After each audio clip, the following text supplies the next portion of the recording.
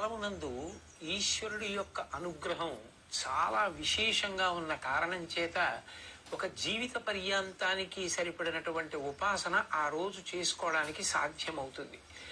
అటువంటి వాటిలో ఒక తిథి మహాశివరాత్రి. అందుకే జన్మానికి ఒక శివరాత్రి అని పేరు వచ్చింది. ఆ మహాశివరాత్రి మాఘమాసంలో వచ్చేటటువంటి కృష్ణ పక్షంలో అర్ధరాత్రి వేళటికి చతుర్దశి పరివ్యాప్తమైతే దాన్ని మహాశివరాత్రి అని పిలుస్తారు.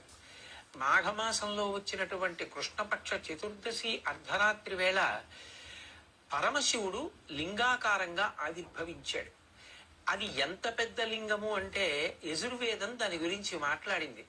పాతాళం కన్నా కింద నుంచి పైన ఉన్నటువంటి అంతరిక్షం కన్నా ఇంకా పై వరకు ఒక జ్యోతిర్లింగము ఆవిర్భవించింది. అర్ధరాత్రి వేళ బాగా కంటిని ఆకర్షించేది ఏది అంటే జ్యోతి. శ్రావణ మాసంలో అర్ధరాత్రి వేళ జ్యోతిస్వరూపుడై జగదాచార్యుడై కరచరణాదులతో కృష్ణ పరమాత్మ వచ్చారు. 6 నెలల తరువాత అర్ధరాత్రి వేళ కరచరణాదులు లేవు, కానీ ఒక రూపం ఉన్నది. అందుకే అరూపరూపి అంటారు శివలింగాన్ని. అంత పెద్ద శివలింగం జ్యోతిస్వరూపంతో ఆవిర్భవించింది. అంత పెద్ద జ్యోతిస్వరూపమైనటువంటి జ్యోతిర్లింగం కనుక అది అజ్ఞానపు చీకట్లు పోగొడుతుంది. అటువంటి శివలింగం ఆవిర్భవించినటువంటి రోజు ఏది ఉన్నదో దానినే మహాశివరాత్రి అని పిలుస్తారు. మనకి ఒక్కొక్క తిథిని ఎలా చేసుకోవాలి అన్నదానికి ఋషిప్రోక్తమైనటువంటి కల్పం ఉంటుంది. మహాశివరాత్రి ఉపవాసము జాగరణ రెండిటినీ కూడా చేసేటటువంటి తిథి. అందుకే ఆ రోజు తెల్లవారుజామున అంటే బ్రాహ్మీ ముహూర్తంలో నిద్రలేచి నిత్యకర్మానుష్ఠానం పూర్తి చేసుకుని చక్కగా పరమశివుణ్ణి విశేషమైనటువంటి ఆరాధన చేస్తారు. ఉపవాసం ఉంటారు. ఉపవాసము అన్న మాటకు అర్థం ఏమిటంటే ఎటువంటి సాత్వికమైన పదార్థాన్ని తీసుకుంటే కనురెప్ప పడిపోకుండా నిద్ర రాకుండా మనసు భగవంతుని పాదముల యందు నిలబడుతుందో అటువంటి ఆహారమును పరిమితంగా తీసుకుని శరీరాన్ని భగవంతుని యొక్క ఉపాసన యందు నిలబెట్టుకోవడానికి యోగ్యంగా సిద్ధం చేసుకుంటారు. కంటికి కడుపుకి దగ్గర సంబంధం. కడుపు నిండా తినేసామనుకోండి కనురెప్ప పడిపోతుంది. మనసు బాగా సత్వగుణంతో నిలబడాలి అంటే ఉపవాసము, భగవంతుడికి దగ్గరగా నిలబడాలి అంటే దానికి వీలైనటువంటి మార్గంలో సాత్వికమైనటువంటి ఆహారాన్ని పరిమితంగా తీసుకుంటారు. ఏదో కాసిని పాలు, కొద్దిగా పండు ముక్కలు ఇటువంటివి తీసుకుని సత్వగుణంతో మనసు నిలబెట్టి తద్వారా భగవంతుని యొక్క ఆరాధన చేసి 5 జ్ఞానేంద్రియములను మార్చి మార్చి భగవంతుని యొక్క ఆరాధన యందు ఉపయోగిస్తారు. దాన్ని ఉపవాసము అని పిలుస్తారు. ఏ కారణం చేతనైనా శరీర ఆరోగ్యం అనుమతించకపోతే వైద్యుని సలహా మేరకు ఆహారం తీసుకున్నా వచ్చేటటువంటి ఇబ్బంది ఉండదు. వైద్యుడే శివస్వరూపం, ప్రథమో దైవ్యోభిషకౌ అంటుంది యజుర్వేదం. శివుని యొక్క మొదటి రూపం వైద్యుడు. ఆ వైద్యుడే నువ్వు ఆహారం తిను అన్నాడు అనుకోండి, అప్పుడు తిన్నా వచ్చిన దోషం ఏం లేదు. తినకుండా ఉండగలిగితే సాత్విక ఆహారం తీసుకుని శరీరం నిలబడడానికి కావలసినంత పుచ్చుకోవచ్చు. దీనితో పాటుగా జాగరణ అనేటటువంటిది మిగిలినటువంటి ఏ తిథి నాడు కనపడనిది ఒక్క మహాశివరాత్రి నాడే కనపడుతుంది. జాగరణ అన్న మాటకు అర్థం ఏమిటంటే మెలకువగా ఉండుట. సాధారణంగా మనందరం మెలకువగా ఏ తిథి ఎప్పుడు ఉంటాం? పగటి వేళ మెలకువగా ఉంటాం. రాత్రి వేళ నిద్రపోవడం విధింపబడింది. నిద్రపోవాలి తప్ప నిద్రపోకుండా తెలివిగా ఉండకూడదు. కానీ ఒక్క మహాశివరాత్రి నాడు మాత్రం జాగరణ చేస్తారు. జాగరణ అంటే కేవలం తెలివిగా ఉండడం, కేవలం నిద్రపోకుండా ఉండడం అని కాదు దాని అర్థం. జాగరణ చేస్తున్నాడు అన్న మాటకు అర్థం ఏమిటంటే ఆ రోజున మెలకువగా ఉన్నాడు అంటే తనని తాను పరిశీలిస్తున్నాడు, జాగ్రత్త పడుతున్నాడు. ఎందుకు మెలకువగా ఉన్నాడు అంటే ఏదైనా తనని పట్టుకోకూడనిది వచ్చి పట్టుకుంటుందేమో అని జాగ్రత్త పడుతున్నాడు. ఎక్కడి నుంచి వచ్చి పట్టుకుంటుంది? ఏదో బయట నుంచి వచ్చి పట్టుకునేది కాదు. కొన్ని కోట్ల జన్మల నుంచి మళ్లీ పుట్టి మళ్లీ చచ్చి మళ్లీ పుట్టి మళ్లీ చచ్చి జనన మరణ చక్రమనందు తిరగడానికి కారణం అరిషడ్వర్గములకు వశం కావడం. కామ క్రోధశ్చ లోభశ్చ దేహే తిష్టంతి తస్కరాహ జ్ఞానరత్నాపహారాయ తస్మాత్ జాగ్రత్త జాగ్రత్త అంటారు. ఎప్పుడూ జాగ్రత్తగా ఉండు. అవి ఎప్పుడు పైకి లేస్తాయో తెలీదు. కామము, క్రోధము, లోభము, మదము, మోహము, మాత్సర్యము అనబడేటటువంటి 6 శత్రువులు కొంచెం ధ్యానం చేసి కొంచెం భక్తిగా ఉందామని ప్రయత్నం చేసేటప్పటికీ లోపల నుంచి ఆ శత్రువు పైకొచ్చి ఆ ఉపాసనని ధ్వంసం చేసి మనిషిలో రాక్షసత్వం కలిగేటట్టు చేస్తాడు. ఒక రాత్రంతా జాగరణ చేయడము అన్న మాటకు అర్థం ఏమిటంటే ఇటువంటివి తన దరికి చేరకుండా ఉండడానికి జాగ్రత్త పడడాన్ని అభ్యాసం చేస్తాడు. వీటన్నిటికీ విరుగుడేమిటి అంటే అవి మనని పట్టుకున్నాయి, మనం దాన్ని పట్టుకోలేదు. కామం నన్ను పట్టుకుంది, కామాన్ని నేను పట్టుకోలేదు.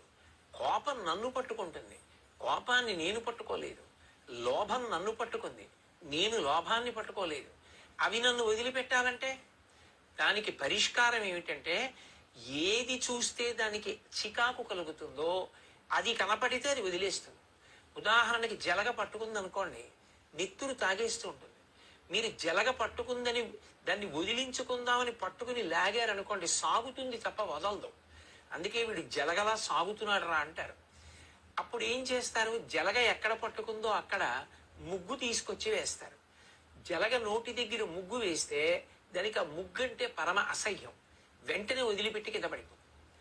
ముగ్గు తగిలితే జలగ వదిలిపెట్టేసినట్టు భగవత్ సంబంధమైన విషయములు ఏవి లోపలికి వెడుతున్నా ఇవి పైకి లేవవు.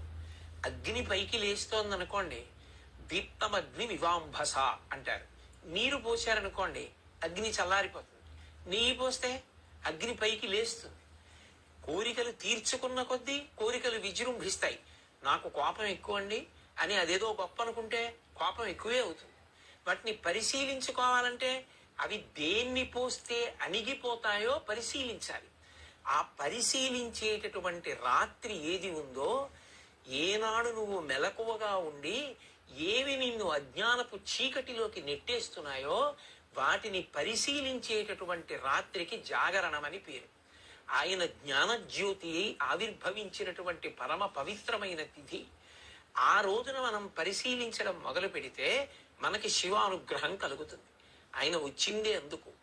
నేను నిన్ను శివుణ్ణి చేస్తాను, నీకు వీటిని గెలవడానికి మార్గాలు నీకే తట్టేటట్టుగా చేస్తానంటాడు. ఒకడు అప్పటి వరకు కోపం గొప్ప అనుకున్నాడు. ఒకరోజు జాగరణ చేసి బాగా ఆలోచించాడు అనుకోండి, తెలుస్తుంది కోపం వల్ల ఏమి సాధిస్తాను. ఒకవేళ నేను బలవంతుడనై కోపము చేత అవతలవాణ్ణి శాసించినా అది తాత్కాలికం, వాడు మళ్ళీ ఎప్పుడో అప్పుడు తిరగబడతాడు. కానీ ప్రేమ చేత జయించింది శాశ్వతం. అందుకే కోపం కన్నా ప్రేమ గొప్పది అని తెలుసుకున్నాడు. కోపము నన్ను పాడు చేస్తోంది. నేను కోపంతో ఎవరినైనా ఏమైనా అంటే వారు దాన్ని తీసుకోకపోతే అది వారినేం చేయదు. కానీ కోపంతో దుర్భాషలాడి నేను పాపం మూట కట్టుకుంటున్నాను. అందుకే కోపము శత్రువు, దీన్ని నేను దగ్గరికి రానివ్వకూడదు.